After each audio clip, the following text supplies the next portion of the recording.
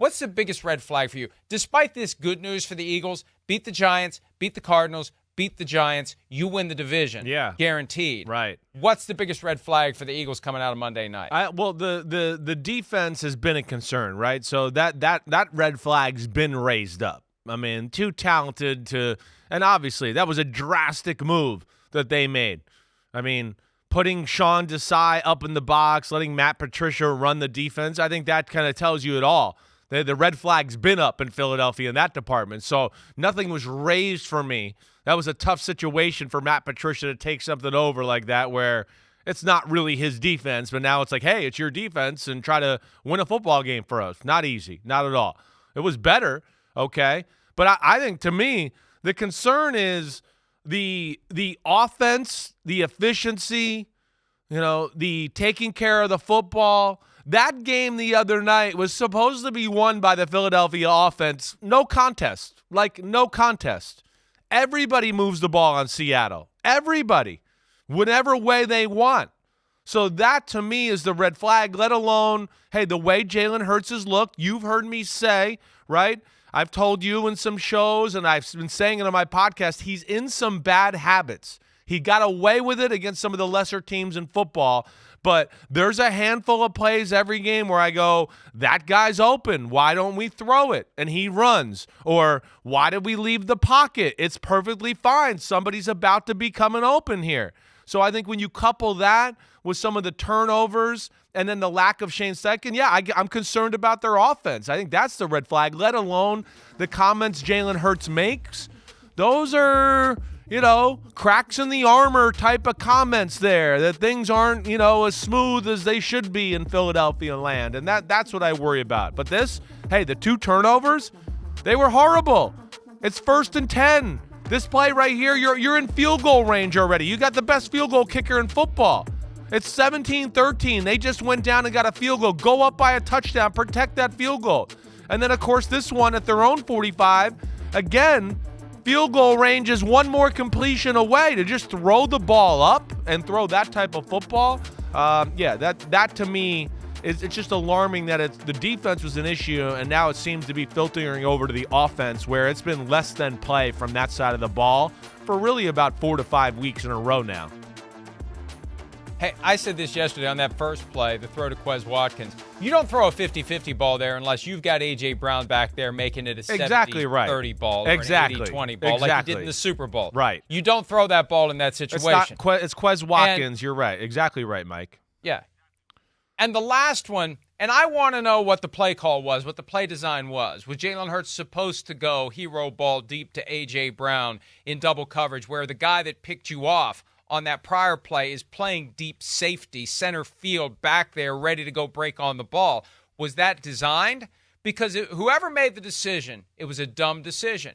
You've got 15 yards to a 58-yard field goal by a guy who can make it in Jake Elliott. You got 2 timeouts. I mean, I remember seeing at the start of that drive, 28 seconds, I always do that, you check the bug at the bottom of the screen for the situation. Right. And I always look at the timeouts. It's like, holy crap, they got all their timeouts. Yeah, I mean, they were golden. 28 seconds left, and they got all their timeouts. They're in position to tie this game and force overtime. I still got a chance. To be right, both as the winner of the game and as the Eagles covering the spread. They could win 26-20 in overtime. I picked 27-21. That's close enough for me, baby. I was getting excited. And then Jalen Hurts has that nice run up the middle. Oh, they're at the 45 with 13 seconds and both timeouts. Here we go. The whole field is open to them. How many times do we talk about, just guard the sideline. They can't throw it in the middle of the field. You got 2 timeouts. You can throw it wherever you want to throw it. Why are you throwing it to the 20? And, Chris, if he caught that pass there, if A.J. Brown catches that ball at the 20, there's 6 seconds left. You take a timeout, what are you going to do?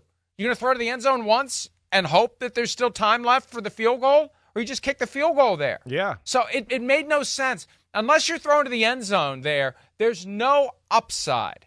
None whatsoever. I want to know what the play call was. I want to know what the reads were supposed to be. I want to know who made that decision to throw the ball from the 45 to the 20 in that spot, because that was stupid, and it robbed them of a chance to potentially force overtime. Because I don't care what the percentages are. I've watched enough football in my life to know you got a better shot at the 45 with 13 seconds and 2 timeouts to get yourself into range for Jake Elliott to force overtime. Listen, I could tell you. I could tell you the play. I could tell you what they were doing, right? Some of it does go on the Philadelphia Eagles coaches, right? I do think that they and Jalen Hurts and everybody, they were like taking a shot to try to win the game. They were. Mike, they kept everybody in to protect. They sent 3 people down the field. On the right side, A.J. Brown ran it out and up the sideline. So they called a double move. And quarterback world and communication with your offensive coordinator, right? They're telling you within that move, if you get the right defense, we'd like you to throw that ball, right? So, that's not the right defense. No, it was. It's the single safety defense. But he as he drops back, his eyes, his delivery are they're too demonstrative towards A.J. Brown to where Jordan Love never really stays in the middle of the field. He starts to go that way almost instantly, right? So that's the problem with the play overall. And so he has that, okay? He has a crosser over the middle, and then an out route at the top of the screen, which you could see right there if you went back and watched it one more time, where he's got Devontae Smith and he could throw the out route, and that's probably the safe play to your point, okay? But, yes, within that play call, the coach is telling him to be aggressive, and then within that, too, Jalen Hurts kind of eyes it down. He doesn't keep the safety all the way over there. And then the biggest thing is A.J. Brown's got the guy beat. I mean, he's beat. As you can see right there, he's gone. Badly underthrown. The ball was 10 yards underthrown. So that's the biggest problem there. And so I can't I can blame Jalen Hurts for the throw and all of that, but the coaches led him to that decision too, within calling that type of play or move. And so they deserve some of the blame there in how that game ended. And you got a guy who's got the flu, who had to fly to Seattle on a separate plane. Do you really want him going out there with the game on the line, throwing the ball that far in that moment? And he already underthrew a deep ball for the interception earlier in the fourth quarter, right? So that wasn't like he was, he threw another deep ball to A.J. Brown where on the left sideline late in the third quarter that was not even in the stratosphere of A.J. Brown. So, yeah, between all those things you're talking about, you're like, yeah, hey, maybe he's not on his game today. He has been sick all week. He didn't practice much or at all, I think. And maybe we shouldn't try to put the game in his hands like that for a one-play situation. I think it's a valid point by you. And I don't want to take away anything from what Julian Love did there to make that play, because you can see Hurts does at least look to Devontae Smith. He's not eyeing A.J. Brown the entire time. Yeah, he keeps it down the middle, and then he goes this way. Right. Yeah. And Love's already emboldened by the play he made earlier. Like, why are you giving this guy another chance to go do what he already did? The guy's got great ball skills. He gets over there, great center fielder, makes that catch. He's on that hash already because he was already favoring A.J. Brown too, right? I mean, they know who they want to throw to in the money moment, to all that. And then, yeah, you're right. Hurts looks down the middle. He comes this way. He throws a floater in the air that's underthrown. Hurts' delivery is long and deliberate, so that does give defenders a chance to kind of read it as it comes out of his hands. And Jordan Love made a good play. A good play that I still don't think his second foot came down out of in bounds. I don't think it did. No, it did. It did. It did? There's saw one official? Angle, there's one angle.